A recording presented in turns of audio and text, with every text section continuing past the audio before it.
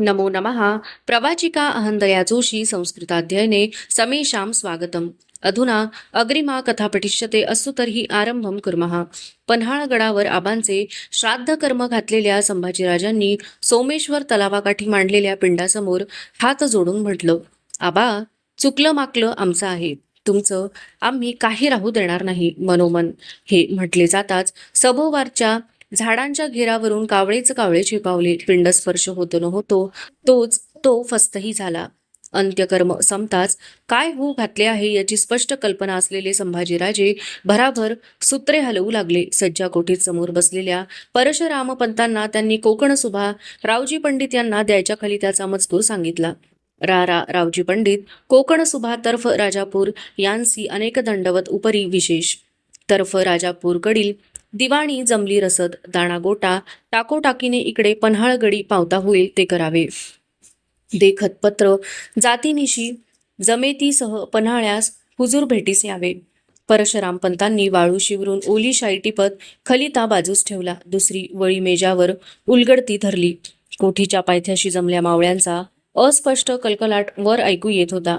त्याच्याशी मेळ घालीत पायफेर धरून संभाजीराजे मजकूर सांगू लागले. राजश्रिया विराजित सेना धुरंधर सकल गुणालंकृत सरलष्कर मामासाहेब मोहिते यांचे चरणांसी युवराज शंभूराजे यांचे अनेक दंडवत उपरी विशेष रायगडी तीर्थरूप आबासाहेबांचा काळ होऊन 15 दिवस लोटले. इकडे पन्हाळ्यास त्यांचे धर्मशास्त्राचे करणे ते आम्ही कारी लावले आहे. कानी आल्या खबरांवरून रायगडी माणसांचा बनाव घडतो आहे. प्रधानमंडळ अवघे एक मसलत झाले आहे. राणीसाहेब मासाहेब त्यास हातास धरून खलबतात आहेत. रामराजे यास मंचकारोहण करू म्हणतात. आम्हाला परके एकले पाडू बघतात. जीवास धोका होईल असा अंदेश पैदा झाला आहे. तुम्हा खेरीज पाठी राखा, अन्य नाही. तुम्ही पूर्वील आबासाहेबांपासून इमानाचे आम्ही ज्येष्ठ असता दौलतीस गनिमांचा घेर असता आम्हास बगलेस टाकणे हा कोण मामला. कुलदैवताच्या आणभाकेने इमान बरे रक्षून असणे आम्हास जोड देणे जे साहिबी केले असते तैसेच करून चालविणे. तुम्ही आम्हास त्यांच्या ठाईचा हात बहुत काय लिहिणे जाणीजे. शृंगारपूरच्या पिलाजी मामांनाही समय बाका आहे. सुभे प्रभानवल्लीची जमावशी बंदी एक जाग करून बरे सिद्ध असणे असा खलिता तयार झाला. महाराज गेल्याची वार्ता ऐकून कोल्हापूर राजापूर मलकापूर रांगणा वारणखोरे सामानगड विशाळगड अशा भागांतून रोज मावळ्याचे तांडे युवराजांना मुजरा देण्यासाठी पन्हाळगड चढत होते. त्यांचा ओघ बघून सावध झालेला हिरोजी फर्जंद कोकणपट्टीत निसटला होता. जमल्या मावळ्यातील निवडक माणसे उचलून संभाजीराजांनी किल्लेदार विठ्ठलपंत बहिर्जी इंगळा सोमाजी व कृष्णाजी बंकी यांच्यावर हत्यारबंद चौकी पहारे चढवून पन्हाळा पटात घेतला होता. अक्षय्य तृतीयेला आदली रात्र उद्या काय घडणार याची चिंता करीत उतरली. पन्हाळ्यावर काय घडले आहे याचा काहीच मागमूस नसलेले कटवाल्यांचे खलबत दरुणी दालनात बसले. दालनाच्या बंद दरवाजावर कान्होजी भांडवलकरांच्या हत्यारबंद धारकऱ्यांचा कडेकोट पहारा फिरू लागला.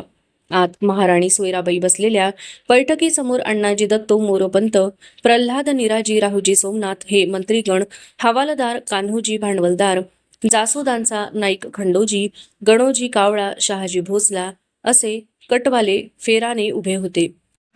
उदयिक अक्षय्य तृतीया आहे. दिवस मुहूर्ताचा आहे. बाळराजांच्या मंचकारोहणास योग्य आहे. अण्णाजींनी सलामीची आघाडी खोलली. ज्यांच्यासाठी हे तालेवारांचे खलबत बसले होते ते रामराजे आपल्या सुखदालनात शांत झोपी गेले होते. पण अण्णाजी या मसलतीत सरलष्कर असते तर बरं होतं, मोरोपंतांनी चिंता व्यक्त केली. आत्ता नसले तरी राज्याभिषेकास ते येतील असे पाचारण करू. दूरची स्वप्ने बघणाऱ्या सोयराबाई खलबत फुटू द्यायला तयार नव्हत्या.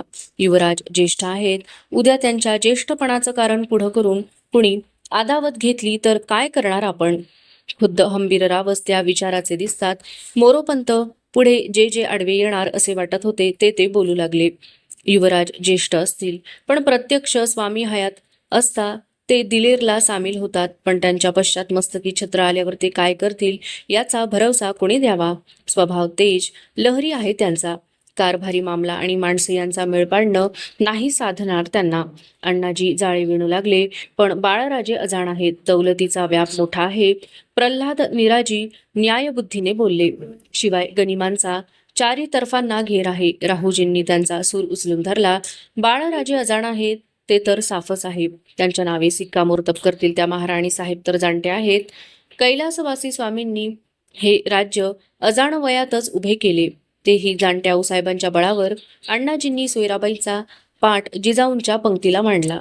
पण कैलासवासी स्वामींची अंतिम इच्छा काय होती ते स्पष्ट झाल्याशिवाय आपण करतो आहोत त्याला रयतेची मान्यता कशी लाभावी. मोरोपंतांनी मुळाला हात घातला.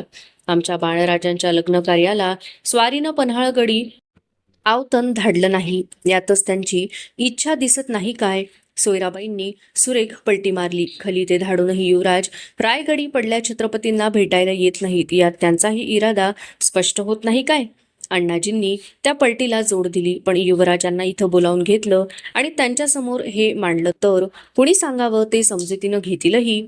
मोरोपंत हे बोलताना चाचरले, पण बोलले. काय बोलता तुम्ही पेशवे?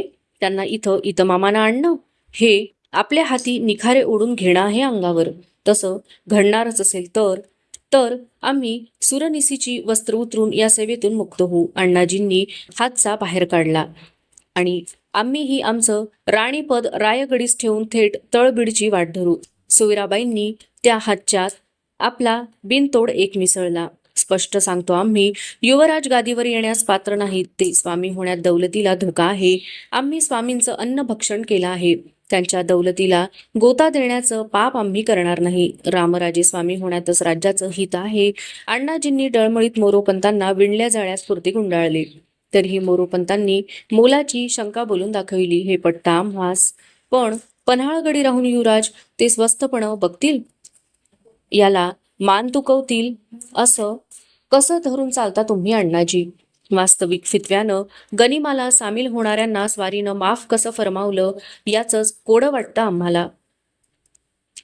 युवराज वारस तर नाहीतच, पण ते शिक्षापात्र गुन्हेगार आहेत हे सोयराबाईंनी आडवळणाने सुचवले.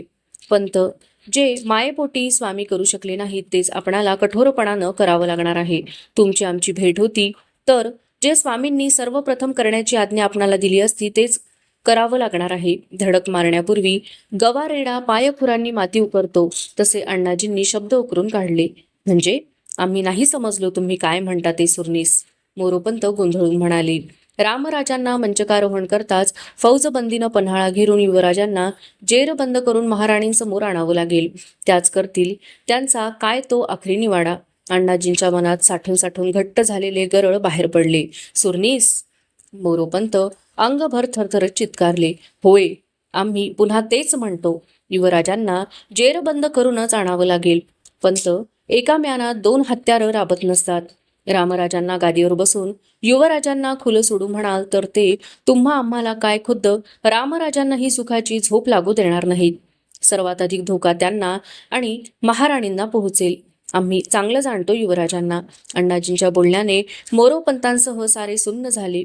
खलबताच्या एकाच टप्प्याचा विचार सर्वांनी केला होता. अण्णाजींच्या तोंडून त्याचा दुसरा टप्पा खुला होता. सारे चमकले, गंभीर झाले. स्वामींच्या दौलतीच्या बऱ्या निर्गतासाठी रामराजांना मंचकारोहण करणं जसं महत्वाचं आहे तसं हेही अटळ म्हणून करावं लागणार आहे. धमक नसेल तर या फंदात न पडता दौलतीचं भवितव्य दैवावर सोपवून आपापल्या वतनावर जावं सर्वांनी. अण्णाजींनी कौशल्याने सर्वांना कर्तव्याची जाण दिली. मोरोपंतांना आता कळून चुकले की आपण दलदलीच्या पाणंदीमध्ये निम्म्यावर फासला काढला आहे. इथून परतणे शक्य नव्हते, कारण जे युवराजांना बंदिस्त करू म्हणतात ते पेशव्यांना प्रसंगी अंधार कोठीस दाखवायला कमी कसे करतील. हे सोडून युवराजांकडे जावे तर ते बदनाम. एकच मार्ग उरेल, वस्त्रे उतरून मुक्त होणे. या बिकट प्रसंगी कैलासवासी स्वामींचे राज्य टाकून मुक्त होणे हे कसले इमान ठरेल. मोरोपंत पार गोंधळले. दलदलीची पाणंदचा चालण्या वाचून मार्गच नव्हता. खूप विचार करून ते बोलले. ठीक आहे अण्णाजी, आम्ही सहमत आहोत या मसलतीला. ते ऐकताना सोयराबाईंचा चेहरा झळझळून उजळला.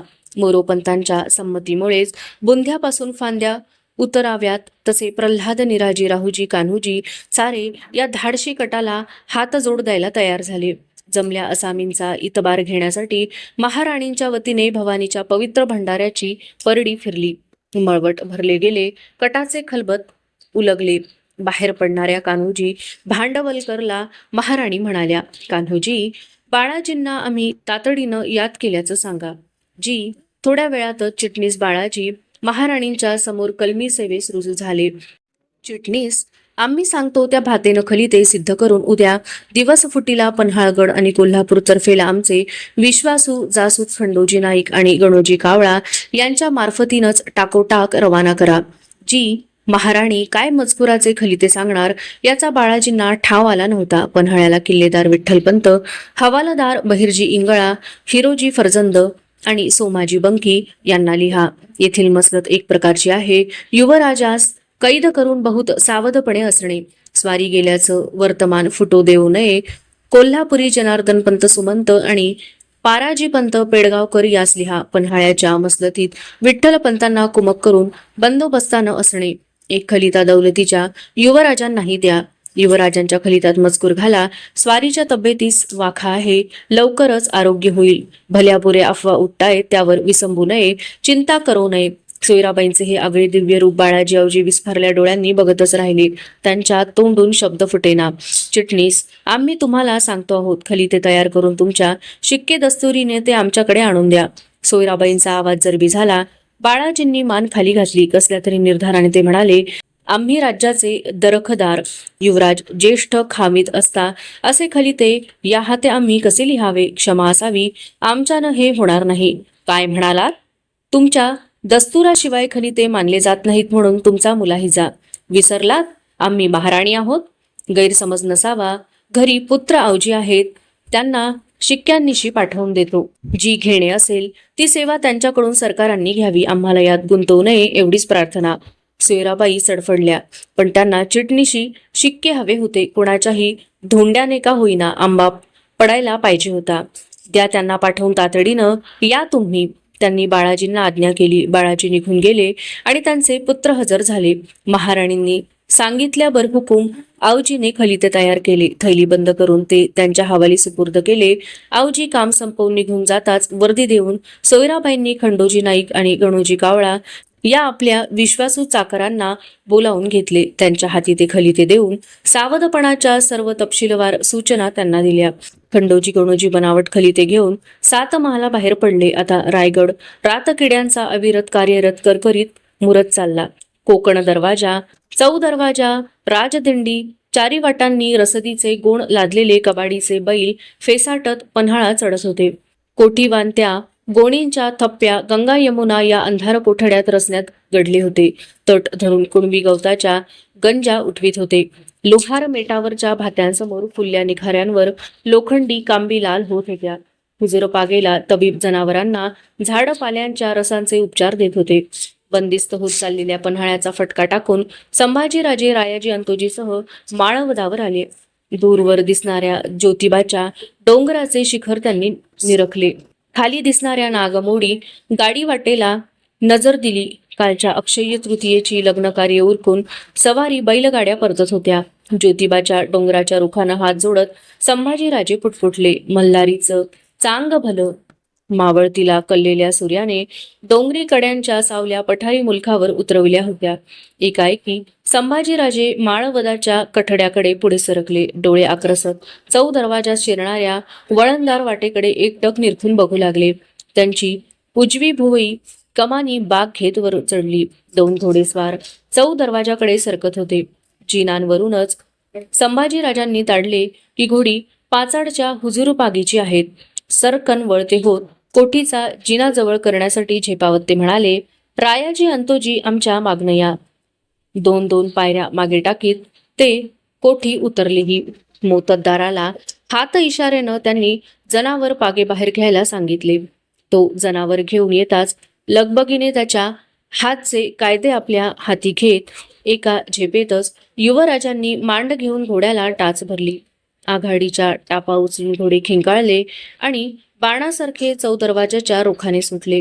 गोंधळलेले रायाजी अंतोजी त्यांच्या टापांवर पाठोपाठ दौडू लागले. चौ दरवाजा येताच कायदे फेकून संभाजीराजांनी जनावर सोडले. दरवान देत असलेल्या मुजऱ्याकडे त्यांचे ध्यान नव्हते. समोरच्या वाटेला डोळे भिडले होते. वळण तोडून घोडेस्वार चौ दरवाजात आले. समोर प्रत्यक्ष संभाजीराजेच खडे असलेले बघताना त्यांच्या काळजाचे पाणी पाणी झाले. पोटात खड्डाच पडला. कायदे धरले, हात ताठरले. पाय उतार होण्याचेही भान त्यांना राहिले नाही.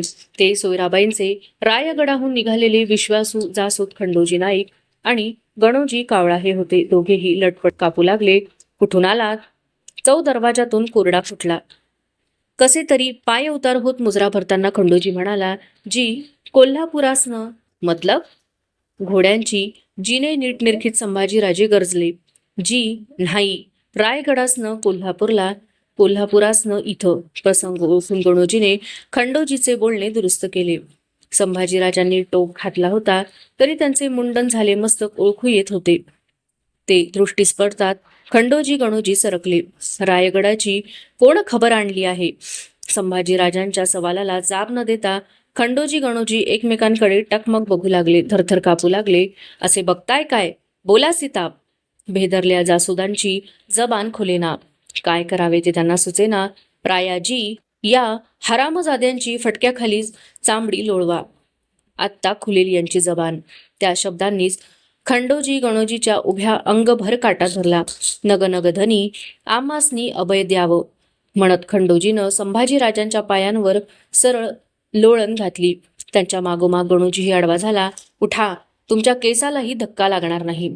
पण काय घडलं आहे ते बरं तपशिलानं आम्हास सांगा.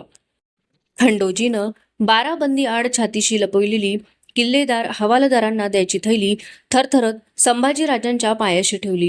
गणोजीने आपल्या जवळची युवराजांसाठी असलेली दुसरी थैली तिच्या शेजारी ठेवली. दोन्ही जासूद ओंजळीत मुखडे फुपसून हमसू लागले. खंडोजीने ठेवलेली थैली उचलून खाली त्याची वळी बाहेर घेऊन संभाजीराजे वाचू लागले. शब्दाशब्दांगणिक त्यांच्या नाकपुड्या फुलत चालल्या. छातीचा भातावर खाली होऊ लागला. डोळ्यांतून संतापाच्या ठेणग्या उधळू लागल्या. युवराजास कैद करून बहुत सावधपणे असणे हा मजकूर वाचताच खली त्याची गपकन मूठ भरत ते रायाजी अंतोजीही भेदरून जावेत असे गरजले. कुणाची माय व्याली आहे आम्हास कैद करण्यास? ही मजाल? दुसऱ्या खलित्यातील लवकरच आरोग्य होईल हा मजकूर वाचताना तर महाराजांच्या आठवणीने त्यांचे ओठ थरथरले, डोळे डबडबले. तो पुण्यपुरुष जाऊन पंधरवडा लोटला तरी ही निस्संग माणसे स्वार्थासाठी त्याला आरोग्य होईल म्हणतायत. आबासाहेब काय वाटणीला यायचं बाकी राहिले तुमच्या? संताप, उबक, कीव, शोक अशा भावनांच्या लाटाच लाटा संभाजीराजांच्या मनात उसळून धिंगाणा घालू लागल्या. आपण युवराज आहोत, चौ दरवाजात उभे आहोत हे न विसरून आवंढा गिळून संभाजीराजांनी आज्ञा फरमावली.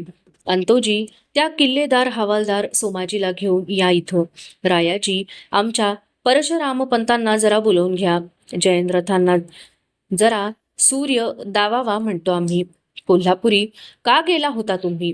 युवराजांनी प्रत्येक बाब तपासून घेण्यासाठी समोरच्या खंडोजी गणोजीला विचारले. असलंच खलित जनार्दन पंत आन पेडगावकरासनी पोहोच करून आलो आम्ही. खंडोजीनं सत्य ते रुजू घातले.